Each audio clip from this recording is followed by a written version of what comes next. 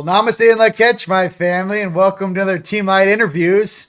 Listen, we're doing morning coffee tomorrow, Saturday, all right? But today, I am here with my Native American brother, and I wanted to share some Native wisdom and then also talk about some of the awesome things and performances we're going to have at Rise of the Guardians on Friday. So I thought no better than my Native American brother who helped me put this whole thing together, Adam, Mr. Shield. What are some of the things that our guests can look forward to at Rise of the Guardians? Yeah, brother Rion, thanks for having me on here. Always a pleasure to be always working with you in this way. It's fun. Yes. Love you guys at TeamLight. Yeah, I'm excited because when you reached out, I thought no one better than to bring some of the local indigenous tribes here, especially Hopi. One of our Hopi elders will be coming and will be sharing a little bit about Prophecy Rock, about, the correct storyline. A lot of people interpret it wrong. So it's good to be corrected when you look at cultural stories. And so he's going to come share a little about Prophecy Rock. We'll have up on a picture of it, and he'll go through what that looks like. And then we'll also have some native dancers, part of our Hopi elder, his family dance, and so they'll come and share an eagle dance with the group. And it's something I've been working with them in this area for some time, helping to support them.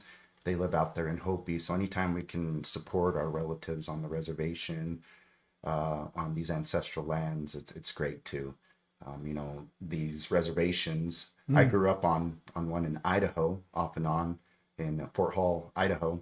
It's like a third world country, so anytime we get to get out of there and come share and talk about life on the res. Talk about some of the things that us as a light community can do to help all of our Native American brothers and sisters, especially now, and then also after post RV, right? And some of this abundance hits. What are some things that you've noticed that we can assist with? Yeah, definitely. The reservation is overlooked in a lot of aspects. First of all, the reservation, we have the highest suicide rates. We have, it's like a third world country out there, and in some than others, definitely. But it's also, just broken homes, families. We have federal aid from the government. The land is poor. They're ultimately given just a section of their ancestral lands, and probably the poorest at that. And so there's a lot of initiatives happening, especially ours. I run a Native nonprofit called Tree of Light. And so we're always working and bringing in donations and working on behalf of the reservation or elders or certain indigenous groups to help them with funds, with their families, here in this area. And I just want to give a shout out to my sister Denise, who's up in the Flag area, who essentially she helps to collect donations of food and essential goods and clothes for the people on the reservation. So when you donate to Tree of Light or any other indigenous nonprofit doing the good work, essentially they're putting that back out there to the people. So awesome. And like I said, myself being Native American, Blackfoot, and Chickasaw, you are? I'm Oneida and Washoe on my mother's side, and on my father's side, he has Hispanic and Central and South American Native as well. So one elder would say I hold the blood of the Americas, which is the eagle and condor. That's what's up. Yeah. For all my fellow eagles and condors out there, get ready. Listen, I hit it pretty well, huh? Yeah. Can't even tell. It's all blended in there. You know what I mean? Let's go ahead and make a hybrid where you can't tell what he is.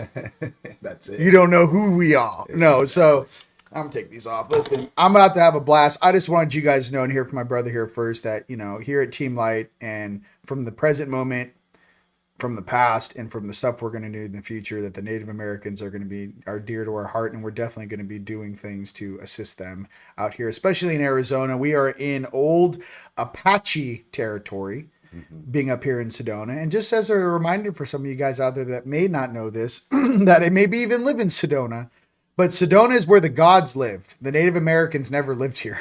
This was a very sacred and protected space. Yeah. So the Apaches are no joke, and still are very powerful warriors, and this was their territory. But with that being said, Now, you want to talk about some of the prophecies that I know that's one of your specialties. You want to talk about some of the prophecies and how that reflects to right now in 2026? Like, what are some of the things that are relevant? Yeah, definitely. And that's something that I love to share. And I've been asked recently been brought on to different events and things to share. So, prophecy, it's a very malleable word. You can't take it literal.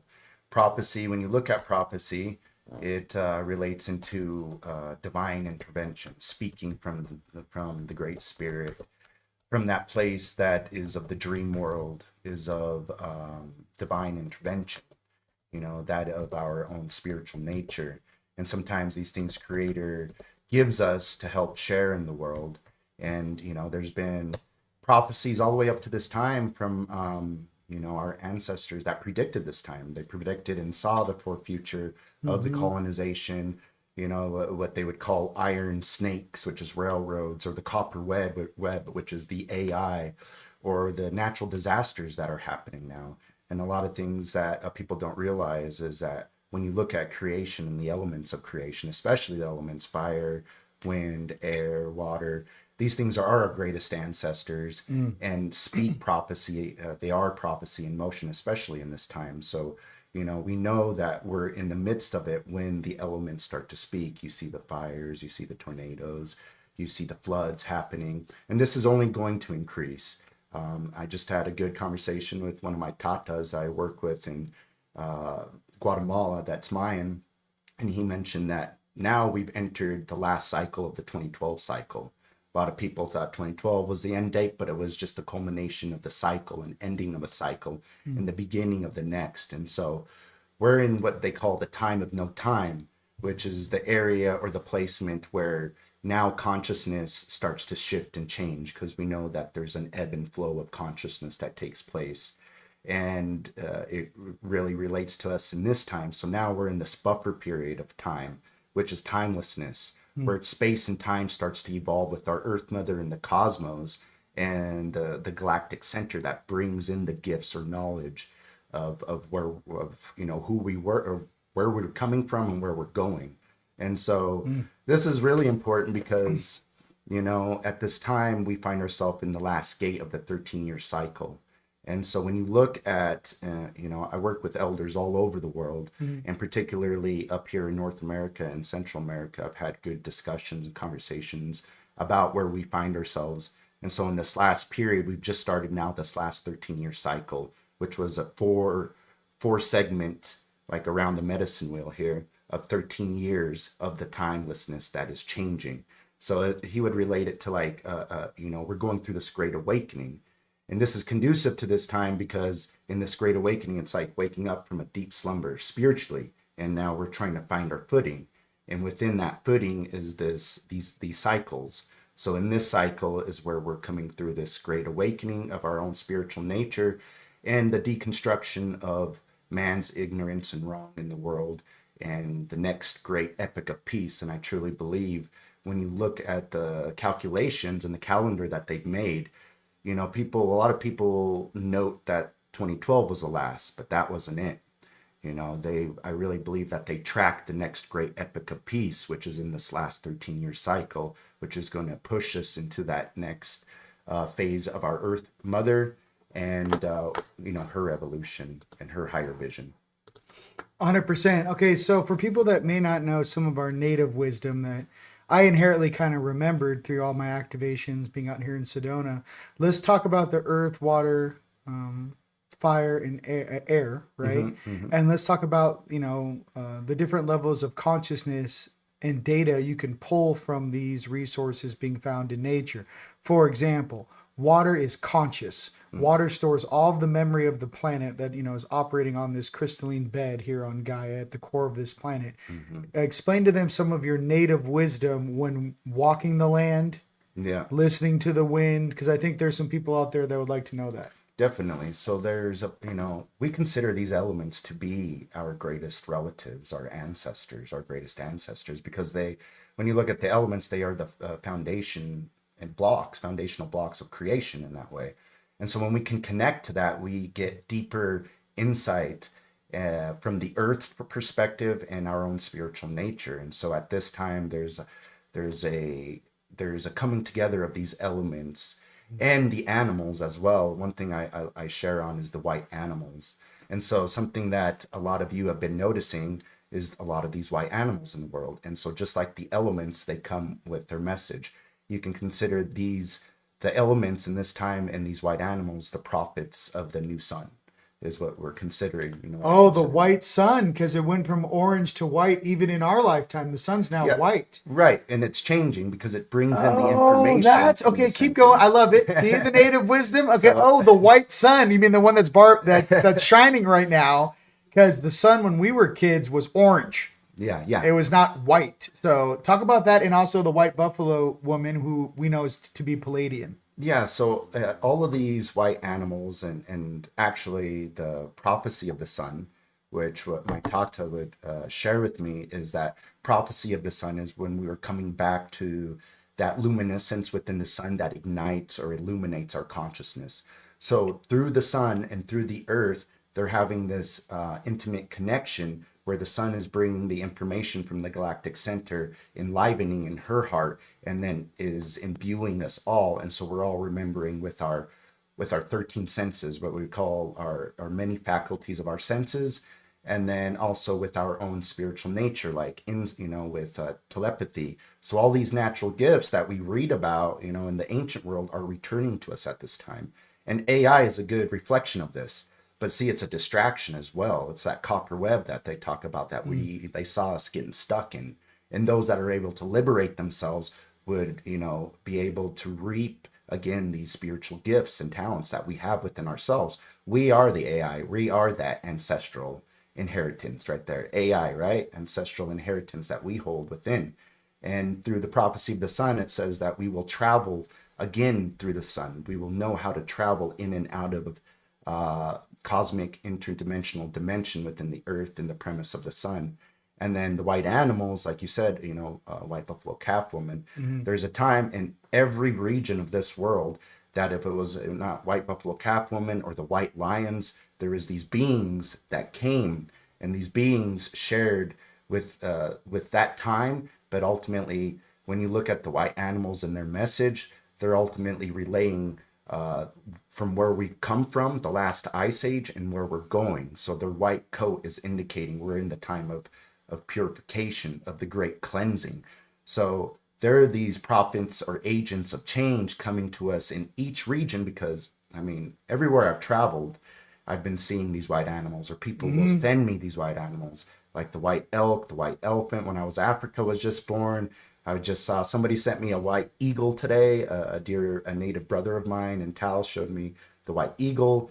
And so the white buffalo here in North America. And what was shown to me was that there was these white animals that was coming. I had this amazing dream in Shasta, and it showed me in the north, the white buffalo, in the east, the white lion, in the south, the white whale, and then the west, the white bear, and then all the other animals that are white were tethered around that, and they were coming with their message of renewal, change, and purification for the humans on this planet, and to recognize that, and to recognize the original instructions that we talk about in our Native American ways.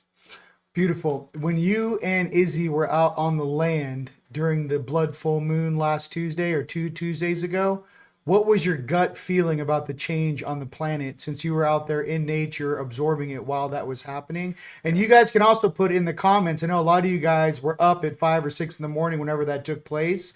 Here's my thing. I want us all, as in our native and our ancient DNA, call things out. So what did you feel? Because I know you came over here and you're like, bro, that was some out of body. I felt like I was on DMT and I was dead sober. Yeah, I don't know what that was. I felt that in Bastrop during the solar event a couple of years ago that we had at TeamLight. So tell me what you felt.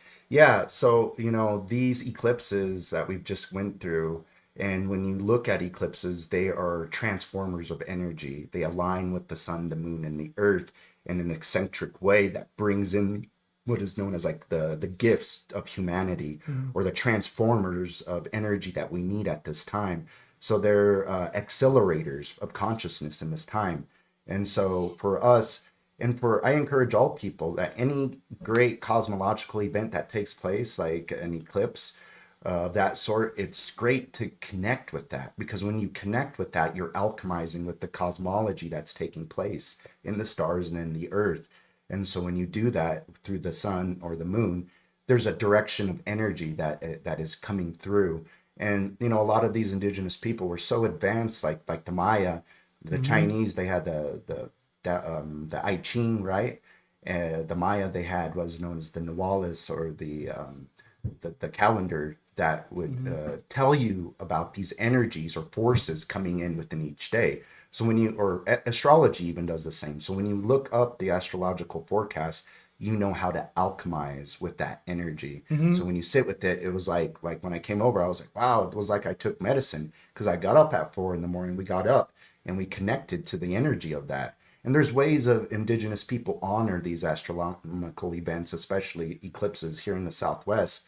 They believe you don't look at that because that's a holy act that's happening between the moon, the sun, and the earth. So it's like, you don't go out there to observe that or see that, but you stay inside. Where in the East, and some of the natives back there believe that it's been swallowed by something. So they go back out into drum the sun or the moon back out into existence there.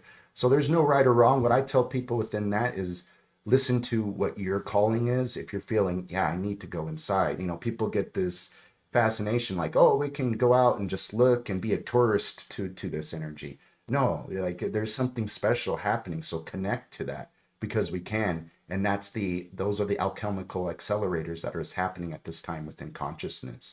Beautiful.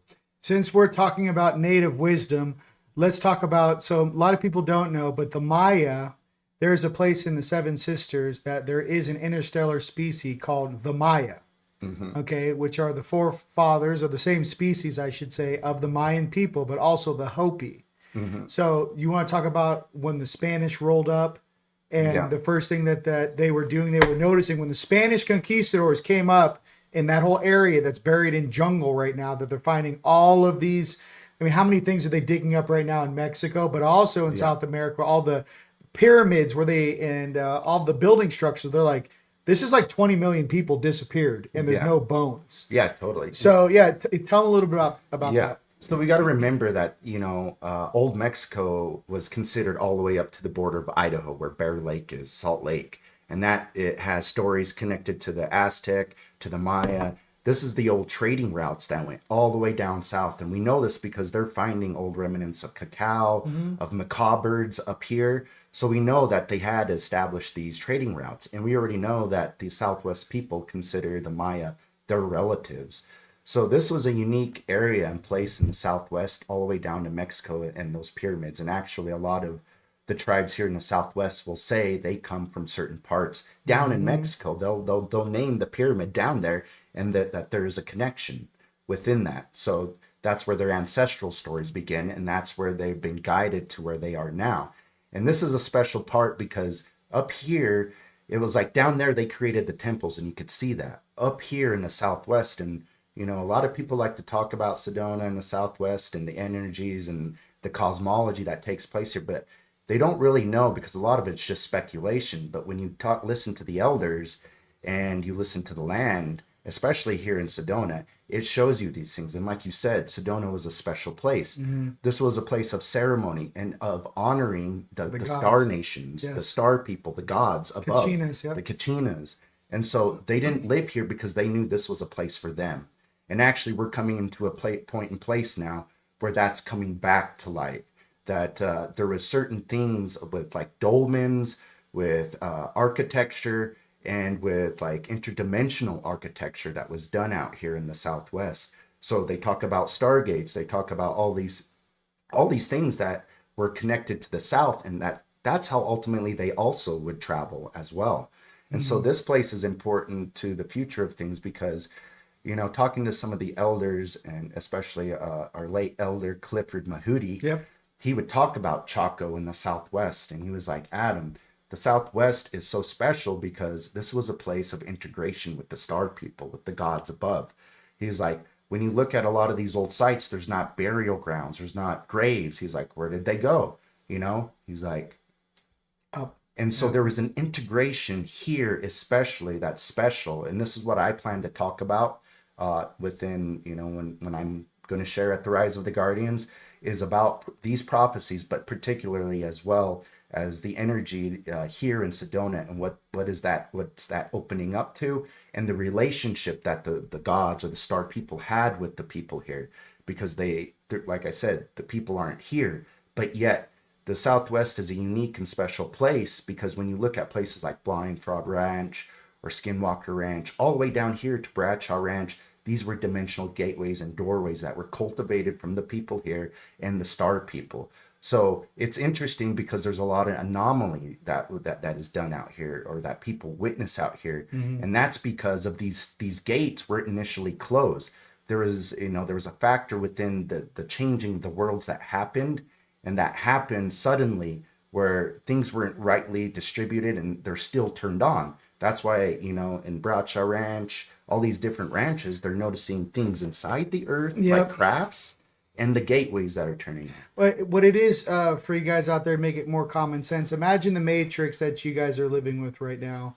Maybe it's about, I don't know, 2 feet. Let's say a foot and a half, 2 feet separation between what you consider the physical and, the matrix, right? So you have a brick wall between you and what's real on the other side of the matrix. Well, in some of these canyons back there, it's like tissue paper, dude, and it's in flux. The only other place, when I went back there in Palaki, behind Palaki, by the way, not where they say you can go, but the reason why there's rangers sitting out there, maybe don't do this, but especially at night, unless your third eye's on. Oh, yeah. But I hiked to the backside of Palaki where the real magic is, not where they let all the tourists go. And the dimensional fabric back there is like tissue paper. I mean, the next dimension, the spirit world's this close to your face.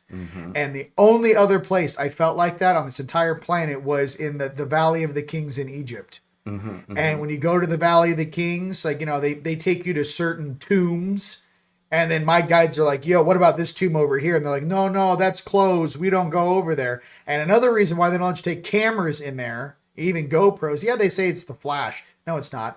You can catch shit on camera. They can't explain. You can see dimensional faces coming through the walls. I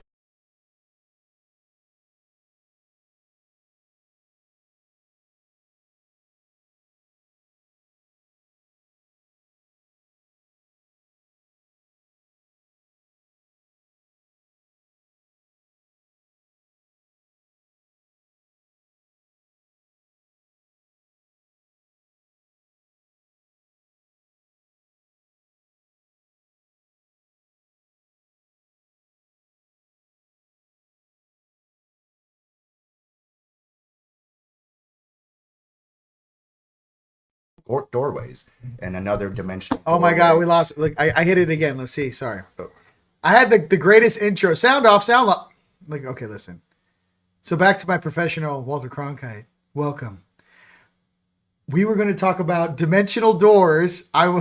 He's going to explain what the conquistadors saw when they pulled up in South America and they saw shamans running with golden tablets into rock doors. I will then discuss and talk about Bolivia, what I experienced at the Stargate of Amanmaru. Yeah. So these dimensional gateways is unique to the initial makeup of the land there. So when you look at Peru and all these other places, there's underground tunnels and networks that are led to these dimensional gateways or doorways. It's not like it's up, for you to go see in a kiva or an old house. That's not where they're at. All of them are comprised into the ground that is connected to a network within the sky world that connects to, it's like a Wi-Fi brand connection, but it's done within the earth. And so when they had these gold tablets, they were already in connection with the higher dimensional of consciousness of the sun and of the earth at that time. And with gold, gold is that technology, the greatest material technology that can be used as a conductor. So they're vibrating at a high rate and moving through these dimensional gateways that are comprised within the earth. And it's just like a crystal. When you activate a crystal or a stone, you squeeze and compress the electricity within it to comprise it. Piezoelectric. Yep. And so that's what happens when you situate them inside the earth, like in the Grand Canyon or here in Sedona, or like the gateway on Almaro, like in Peru, is that they dig him and put him underneath so then the earth can hold within that and comprise the electricity. Like I said, when you're squeezing and using the technology of the stone, you're comprising the information within it that helps to accelerate or move you forward to whatever place. And that's why it's no coincidence that we're finding a bunch of Egyptian artifacts in the Grand Canyon or around here, because back then they knew their relations and they were able to dimensionally travel. And that's just like with any indigenous people, especially our Oneida people. We weren't just, the Six Nations or the Iroquois aren't just situated on the border of the US and Canada, from the Great Lakes to the ocean. They traveled all the way down. We have alligator songs. This is what I'm always telling people. They're like, how do you have an alligator song? Well, we traveled and had councils or social dances, social enterprises to come together to share these things and do ceremony. And that was done once upon a time as well, within traveling through these gateways as well, which then they were given specific knowledge or tablets that were brought here as well. Awesome. Okay, so can you speak about crystal skulls? Yeah, crystal skull. That's funny you said, because I was just in the back of the canyon. Okay, wait. Should I show them what I got today? Oh yeah, you have to. Okay, man. you talk about. I'll be right back. And I'll tell them about this one. Yeah. Okay. So I was just back there in the back of the canyon, and a lot of them are like fetishes, and so when you scour these lands, many different things will find you in a unique way. And this was just sitting on top of a rock, and I'm in the back country, and it's like it had just rained, or the wind was crazy, and this thing was just sitting up on, like, facing outwards. And I pick it up, and if it's as old as what I believe, you can kind of see the skull there. It's kind of hard to, but you can see. And so these skulls, and what Rion has as well, are like databases. They're like what do you call those that you plug into the computer? A hard drive. Let me into your mind, Quaid. Quaid. Quanto. Exactly. Let me into your mind. Look at this. Yeah, look how beautiful that one is. So this is my homie, and this is mine as of today. Mwah. Can you teach them how, if you have a crystal skull, how you bond with it, how you have to give it something to do, how you have to have a neural connection to it, how your subconscious is interoperating within the crystalline matrix of the program sequence that's embedded into the crystal. Explain to them what it really is. Yeah, definitely. And as we go through our own states of elevation through consciousness, we become more crystalline beings through our own spiritual nature, through practices of this sort. These sort of things begin to find us again in unique ways, depending on our karma and our, how we've engaged with it over the millennia of our lives in this way. And so this one probably found Rion again. This dude spoke to me for like a month before I was like, all right, dude, you're staying here. I even made a mold of him, and they all light up. I'll show you in the next video. I'll show you on Morning Coffee tomorrow. But yeah, explain how the real ones you have to bond with, and how they were used back in the day, and why people getting skulls don't realize these things are conscious. Yeah. So explain to them how it works. Well, in a lot of indigenous belief, like when something sacred like this finds you, there's a protocol to it. You can't take these items, or there's a fulfillment that you have to give as through an offering and a connection. And sometimes they'll let you know, more often than not, like, there's a connection here we can bond with. And so then they'll let you know, and then from at that point you can start to consciously connect with it on that. It's just a reflection of that crystalline consciousness that we're going through at this time. And so, but the thing is that you have to take care of them just like a relative. We look at these sacred objects as relatives. You clean them. Yep. You put them in a special place. You let them charge in the sun. You let them charge in the moonlight. Yep. And the moon. These things are important, because if you don't, then it's just like a relative that you can't just put it up and leave it. Otherwise, the power diminishes from that. There's a point and reason why these things are brought, or why they even worked with them. Because a lot of the, in the South was said that they would use these as like hard drives. So a lot of what was left in the old world was left into these crystal skulls data bank, so that when this time came, they could retrieve the information by that oscillation, by that connection, that bond that would relay the information. That was probably you in another life that was able to get that information, or store that information for you at this time, or for the culture, or for whoever. So, I'm just laughing now. It's like Comedy Central. Like ET show up for contact. I'm like, hey, I got multipass. Yeah. Multipass. They're like, whoa, like all these big ETs. I'm like, hey, can you hear me? Yeah. This is my personal walkie-talkie. Can you hear me? I've been grooming him. He understands English. Can you hear me? They're like, oh shit, yeah, I can. So check this out. We're cool. Be nice. I'm just kidding. Totally. Well, and then you got Bill coming. Bill's bringing the Mitchell Hedges School, and we're going to do an interview with Bill probably next week or so. We have a big interview coming up on March 19th as well with Ishmael Perez at 3 p.m. I think Sedona time. We have so many interviews coming up, ladies and gents. I just wanted you guys to know that we love you, and I want you guys that if you are native, in whatever percentage that may be, to realize that you may have a much easier time accessing some of these skill sets because it's in your blood. It's in your DNA. So activating that dormant DNA is what's really important right now. And this is my multi-pass, bro. I'll be like, listen, everyone that comes to Rise of the Guardians, they're cool.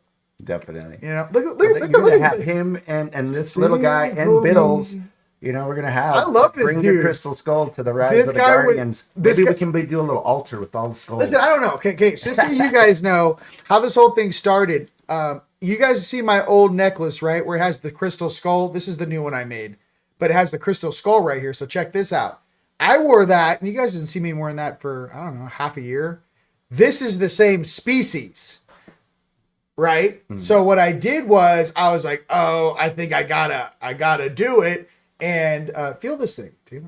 This thing's juicy. Be careful with my baby there. I saw this guy before you got him. I know. So there's something about it. Okay, any crystal skull, someone asked. Okay, so check this out. If you guys have a crystal skull you just made, you purchased or whatever, and it's not like authentic, like out of the ground artifact, right? That's fine. You take your right hand over that crystal skull and you basically program it to be your personal guardian. You're programming the quartz crystal, or the shape, why it looks like a human skull, and our shape of our skulls, and this dude's skull, which obviously wasn't human. It's the way that data is stored. So think about it as a USB drive. They choose the shape of a crystal skull, like a normal skull, like a human skull, because your brain sits in there. That is like the shape of data storage. It's the easiest way for me to explain that to you. Okay. Totally. So, you program it. I program my skulls to protect me, to watch my six, make sure nothing weird comes into my house, and I give them full permission to whoop on whatever steps in that house that's not supposed to be there. Yeah. And I send it love. I put them out. You treat it. Oh, you know what? Honestly, it takes having a real crystal skull is as much work as having a really cherished plant in your house. It's not like a dog where you got to feed it all the time, but you got to water it. Yeah. So what do you do when you water a plant? You make sure it has water. You roll it out into the sun. You send it love. You speak to it. That's kind of how I do it. Okay. But back in the day, I want you guys to remember too, if you actually have a real crystal skull you just got, and you're like, well, this thing wants to attack me. It doesn't like me.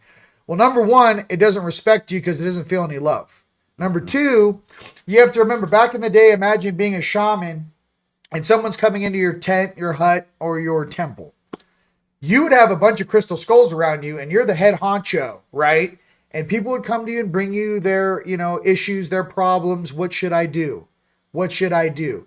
The shaman would sit there and process with the crystal skulls, because what it allows the shaman to do is multiply himself 1 to 6 times, 7 times, 8 times. How many crystal skulls or consciousnesses, right, are around him? So crystal skulls need their master, need their leader, need their teacher, need their father, need their mother, whatever that is for you. That's the type of relationship it is. Just like when you have a dog, it'll sit at you and go, "Mommy, I have to go outside and take a poo-poo, or I'm going to dump right here on the carpet." You know what I mean? There is no running away from the responsibility. I'm trying to explain this to you because people don't get it. It's not a toy. Yeah, yeah. If you have a real crystal skull, that is not a toy. And Bill Holman, I think, would probably be a perfect person to talk about that sort of responsibility. That's why they're called stewards. Exactly. You're the steward of a crystal skull. Yeah, and funny little stories. I met Bill in Brazil, and before I even met him, I was telling people about just exactly what we're talking about and mentioned Mitchell Hedges. And then the next thing, I go to the cafe, and there's Bill. I'm introduced to him, and we start talking, and he was telling me about. I was telling him about my travels, and he was telling me about his and how he couldn't go to Belize.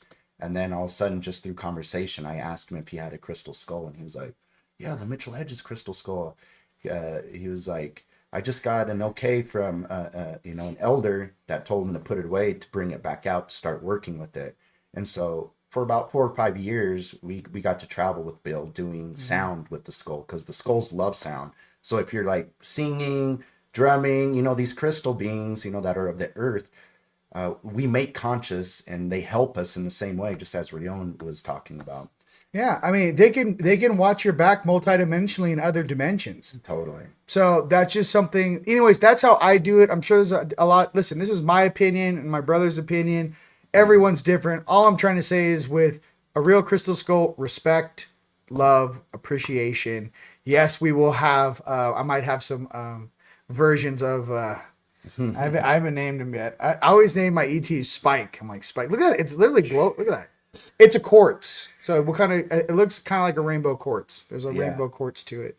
Yeah. But with that, ladies and gentlemen, I just wanted to know I love you. I wanted to share my brother Adam with you and his wisdom. Yeah. And I wanted to talk about the mixer on Friday, which is going to be, the Native American wisdom, the prophecy rock. We have a Hopi elder. We're going to have native dancers. Yeah. That's Friday. That's just a warm up as this whole thing's popping up. Yeah. So that's TeamLightStore.com for tickets to that, and get your tickets. Now, I want to talk about your conference you have coming up next month. Tell me about it. Yeah. So before I get into that, I'm also with our Hopi elder. I'll be sharing 5 different prophecies and how that relates to this time, and dissecting, decoding those prophecies for this time, which is a roadmap. When you look at prophecy, it's a roadmap or a set of instructions, and how we relate to that in our world. Because essentially, when the next world starts to split, that split is going to happen through each and every one of us, because we're the ones creating reality. Remember that.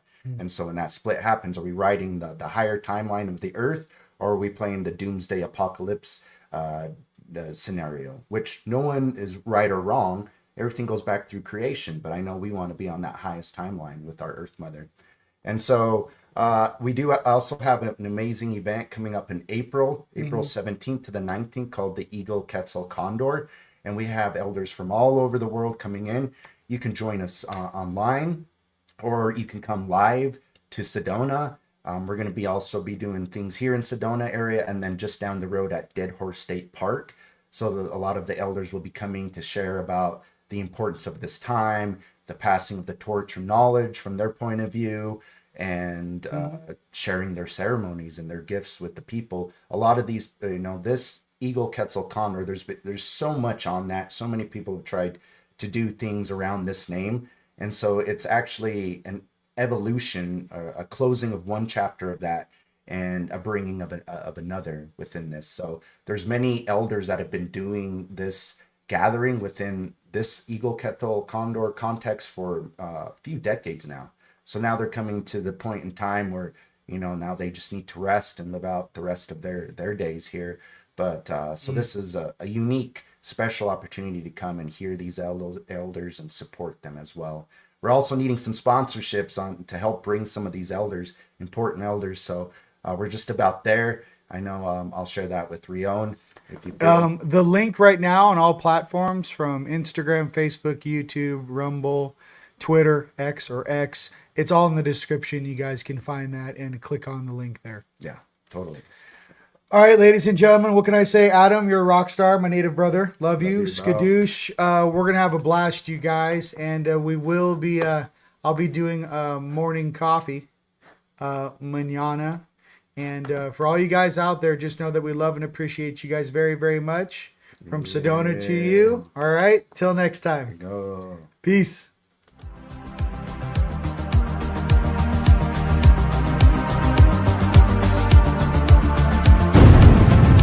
off the light. Take a deep breath.